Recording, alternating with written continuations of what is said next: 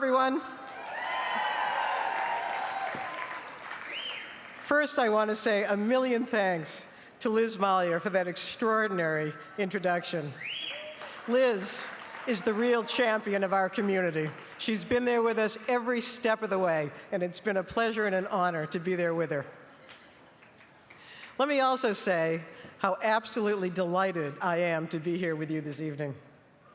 Are you all having a really good time? Well, I am too. In fact, I think that being in a room with 1,100 plus lesbians and all of our allies and all of our friends, well, that might just be my idea of what heaven looks like. One of the best parts of being in this room with you this evening is the recognition that you and I together can publicly claim our identity as lesbians. In Massachusetts and in a quickly expanding number of states across our country and in countries across our world, we can publicly claim our partners and our spouses and our children and have those claims recognized by our social institutions, our religious institutions, and our legal systems.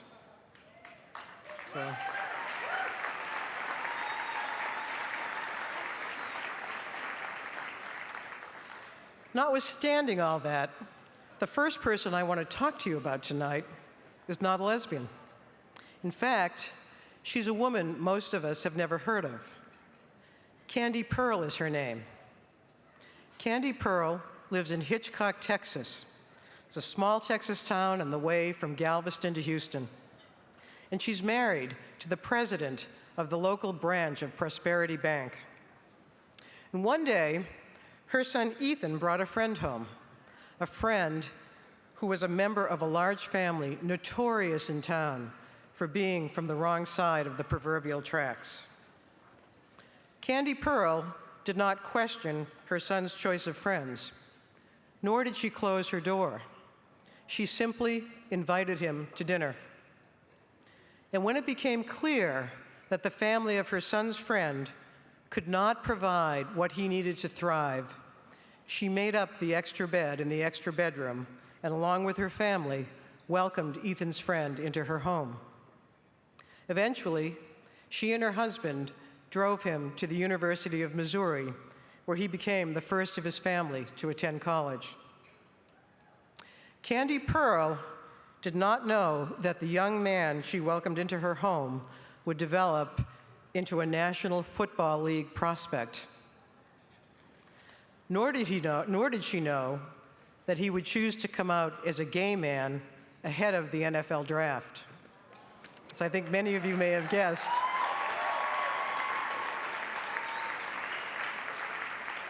that young gay man's name is Michael Sam.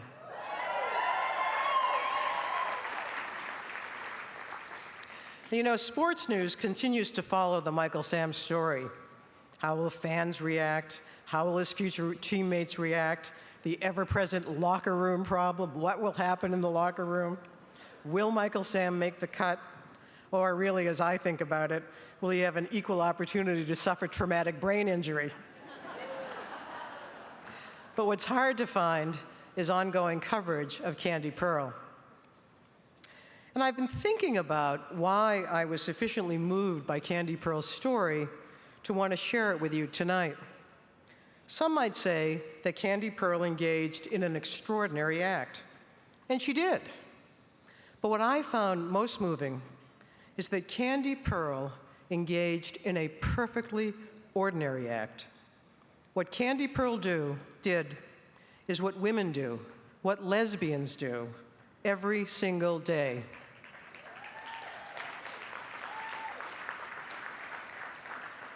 We build families that some might call non-traditional. We reach across the potential divide of class and culture and race and sexual orientation. And like Candy Pearl, we set another place at our table. But it was not always so. Our ability to reach out to our friends and neighbors, to welcome others into our homes, to provide a sanctuary, for example, to a young man from a troubled family was limited by the secrecy that of necessity ruled our lives, because our very identity could be cause for criminal prosecution. Monday morning pronouns were the order of the day, as those of us who were gay and lesbian engaged in conversation with our coworkers without revealing the gender of our intimates. Our community remained hidden. Even finding community was a challenge. By claiming our identity as lesbians, by coming out as a community, we opened our lives to our friends and our neighbors and our families, and we caused a sea change across our nation. Coming out became a rite of passage, a way not just to claim our own identity, but to remove the cloak of invisibility that separated us from our straight friends and family and neighbors. Our world changed because we all changed it.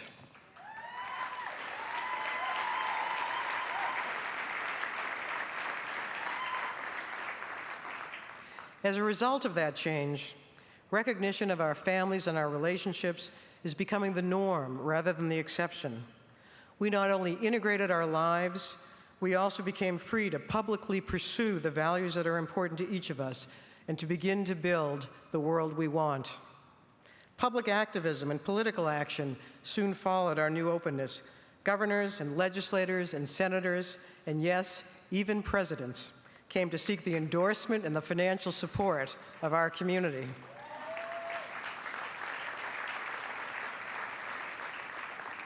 And our community began to produce its own candidates, one of whom, Maura Healey, is here with us tonight.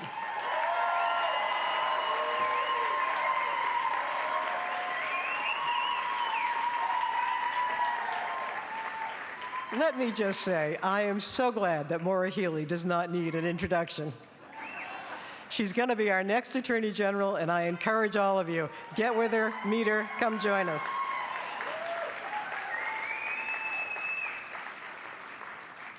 Along the way, we built strong, vibrant institutions like GLAAD and Mass Equality and the Center for New Words and WHAM. And tonight, I want to salute all the unsung heroes, many of whom are in this room, who organized house parties and sang at State House rallies and knocked on their neighbors' doors and staffed the phone banks and talked to their legislators and sat through long meetings and tirelessly engaged in all of the tasks that are necessary to the challenging work of building a social movement, even at those moments when we might not have seen exactly eye to eye about the right way forward.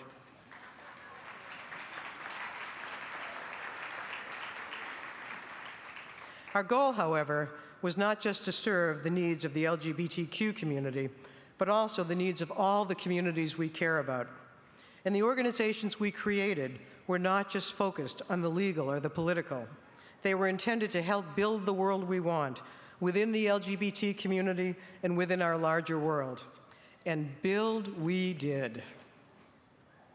In 1971, whoever imagined that the work of a small band of volunteers meeting in a basement would eventually morph into Fenway Health, an extraordinary institution with a staff of 400 and more than 100,000 annual patient visits, an institution that is renowned throughout the world for its work on behalf of LGBTQ health.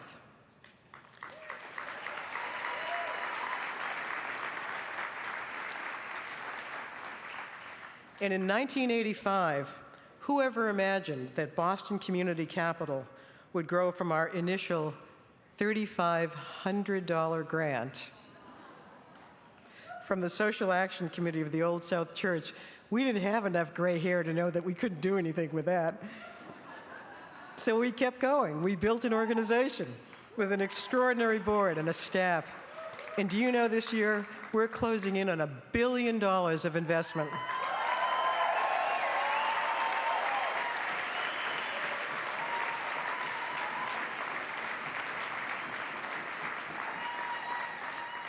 investments have supported the development of 15,000 units of affordable housing, 4,000 jobs that have provided hundreds of families with the ability to stay in their home even after their homes were in foreclosure and to stay there as homeowners. We've supported the development of schools and youth programs serving almost 10,000 kids, healthcare facilities providing a comprehensive range of services now to better than 80,000 patients, and 10 million kilowatts of solar energy that are in panels on the roofs of affordable housing developments and nonprofit institutions. It's the energy equivalent of reducing automobile travel by 7 million miles.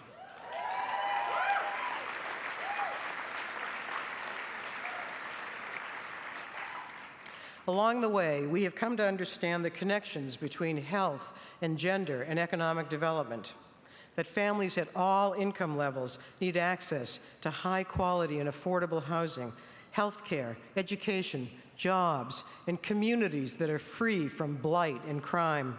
We've come to think about our community investments in a more holistic way, focusing on the social determinants of health and the relationship between health and wealth. Now, wealth and economic justice can be a difficult topic in the lesbian community. For some women, wealth is a source of power and influence. For others, a source of oppression. On the one hand, women represent the face of poverty in America. 42 million American women live in poverty or on the brink of poverty. Women still make 77 cents to a white man's dollar.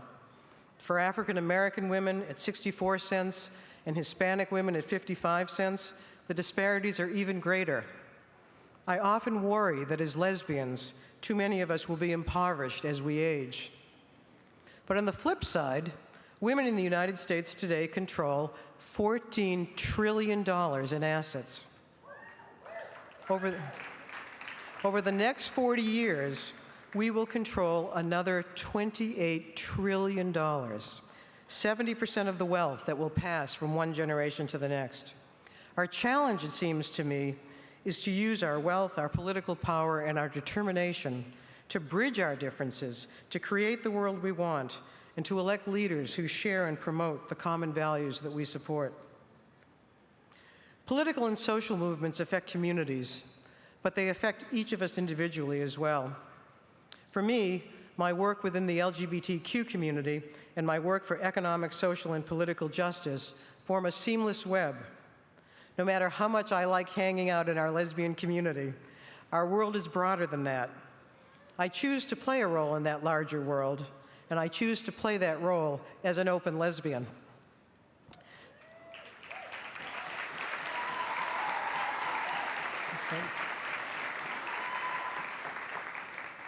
That's one reason I joined the board of LPAC, the Lesbian Super PAC, and a sponsor of tonight's dinner. It's an organization that proudly claims its lesbian identity while also focusing on reproductive freedom and economic justice for all.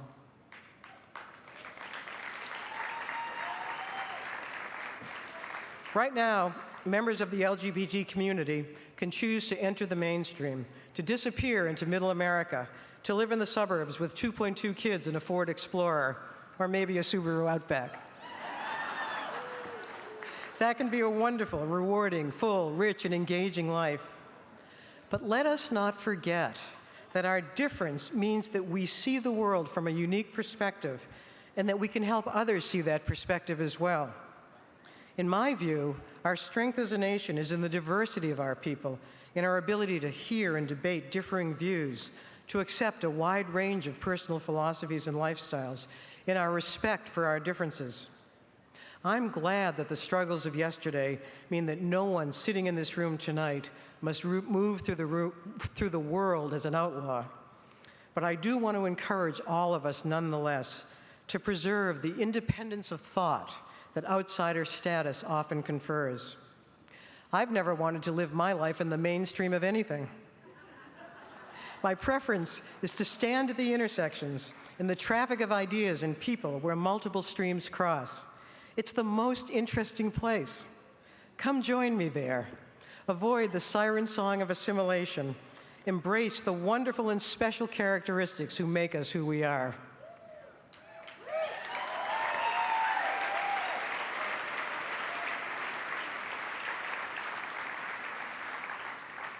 As we go forward, let us remember the lessons that we have learned from our struggles and from our work together.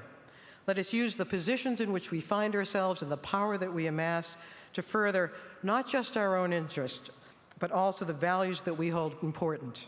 Not just profits, but also the ideals of justice. Not just the private interest, but also the public good. Let us translate our values and our compassion and our idealism into a movement that continues to change the very fabric of our society. Let us remember that we can take heart from our successes and that we can be optimistic about our power to continue. But let us also note that our work is not yet done. The fight for LGBTQ rights is far from over.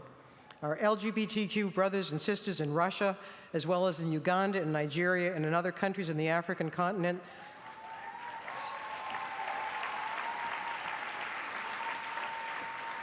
they struggle with the increasingly virulent presence of homophobia, driven in part by hate exported from the United States. Even here in Massachusetts, we suffer the disappointment of a Republican platform that discourages our access to the rights and privileges that the rest of our citizens take for granted. And the larger fight for ourselves, for women, for the world we want, needs all the passion and intellect that we can bring to bear. Women's health is about more than our bodies. It's about more than healthy minds. It's even about more than a healthy spirit. Women's health is about the health of our planet and all the souls who make their lives here. Women's health is about building the world we want, a world in which justice and equality are a given rather than a goal, in which women and all the beings we love have what we need, not just to live, but to thrive. A world in which we are all Candy Pearl.